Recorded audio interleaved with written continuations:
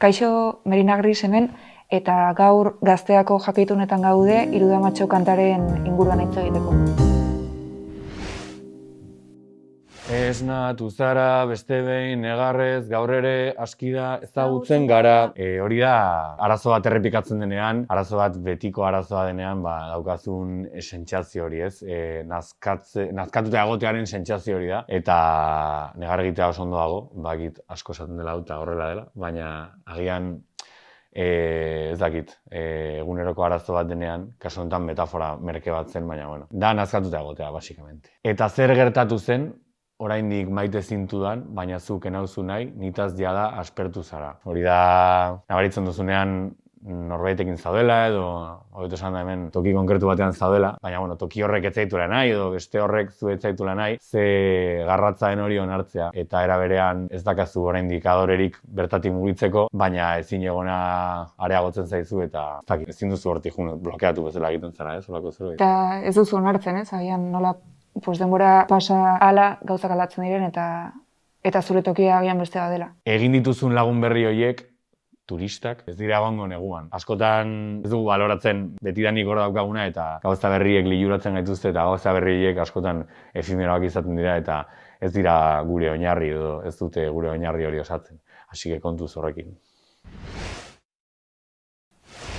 Ainer, hain polit, ez daukazu errukirik, baina hilko zara gutxik.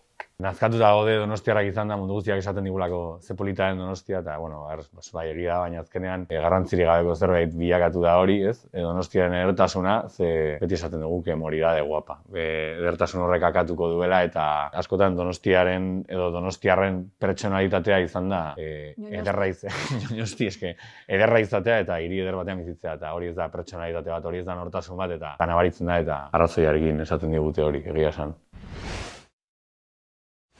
Alehop eta Airbnb sartu nahi genuen jao, baina ez zen ondo sartzen. Baina, bueno, hainbat lokal edo negozio irikitzen baituzte zure inguruan, hori da seinale oso txarra, hori da zalean zerbait ateratzea bezala. Izango litzateke zure hiria pikutara doanaren seinale bat. Eta, bueno, Donostian geroz eta gehiago daude horrelakoak. Alehop beti izan da oso emblematikoa Donostikoa, esan, baina beti eman digu latxe pixkat edo cringe bastante. Iruditzen zaigu oso ondo biltzen duela Donostiaren esentzia denda horrek eta kanpoan dakan behi horrek, egia esan. Nahiago genuen naturako hartza, baina, bueno, sin más hori kendu zuten. Eta gero egia da baita ere, Donostiar bezala askotan igual harritu eta momentu berean da pixkat bajoia ez konturatzen zerenean, igual lokal huts batean egingo dutena dela olako toki bat eta dijoa gutxinaka edertasun hori desfiguratzen eta bilakatzen kapitalismo oso bortitzean. Babeneko kartan 13-12. Babene da hamburgueseria bat, bueno, orain promoa egingo dugu, hasi porra puta. Ez, Babene da Donostiko lokal oso famatu bat, aspaldikoa eta betikoa esango nuke. Toki oso estrategikoan dagoena eta funtzionario asko goten dira hor, egia esan laneko arropa eta guzti, beti bertan jaten, bertan hartzen take away guztiak, eta hori ez, 13-12 da, bi hamburguesa ezagun dira. Kartako 13 dela hamburguesa doblea. Eta 12 ez dut oso ondo oraitzen, baina da, gomendio bat sartu nahi genuen kantan eta 13-12 hortik dator. Superonak daude, Babeneko 13-12. Falta zaie opzion begi, hori esan dara. Hori egia da.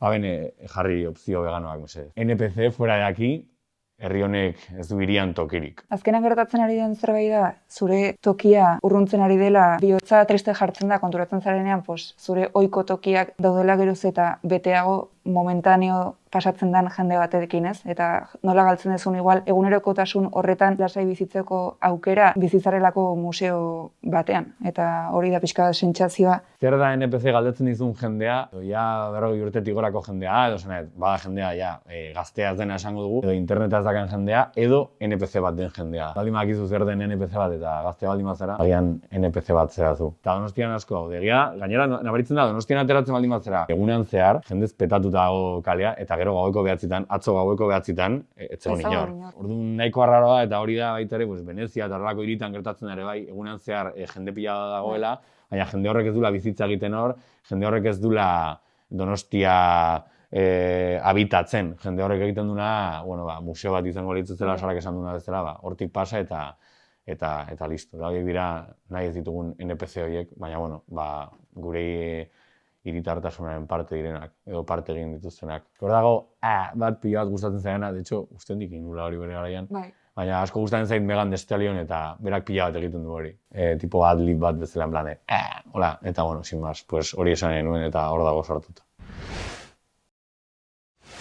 Tan bella que vas a morir, frantsesez zinguraturik. Bueno, ez dakit, hau ez da esplikatu behar, ez?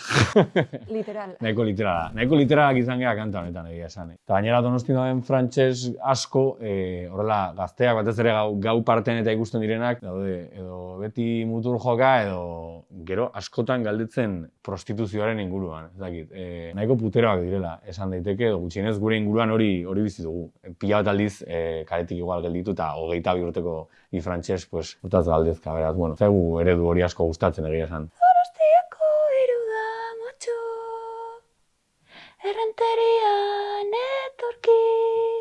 Lagun asko azkagu horretan errenterian bizi dienak. Errenterian edo Astigarraga, baina, bueno, sin más. Hori Paskalek asmatu zuen esaldi hori eta grazia egin zuen eta sartu genuen. Ez da bat ere graziosoa berez, baina bazkagu lagunak, beraz, shoutout gure horretako lagun donostiarrei. Baina gero kurioso da, ze ikuste dituzu zinemaldian errenterian oraindik akreditazioa daramaten jendea. Osa, kezari da pasatzen, no? Eta hori, justo bukaera super literal queen, baina, bueno, utzipakean Donosti. Ez que egia pixkat panfletero atera zitzaigula hor, baina es lo que hay. Otsaiak 7, gure bigarren diskoa Zuloa, kalean izango da, así que eguna puntatu eta diskoa entzun.